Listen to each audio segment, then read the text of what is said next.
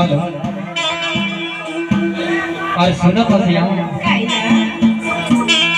कि कुंभार पड़ेगा खाटी मुंडी में तो ललेज हो कथा का बलेज बेगा बताओ एक तो साजन आप है ना।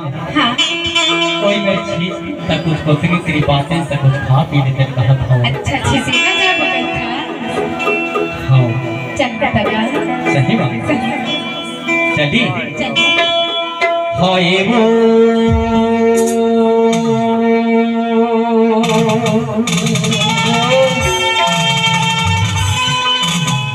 हाय वो छिचिला होना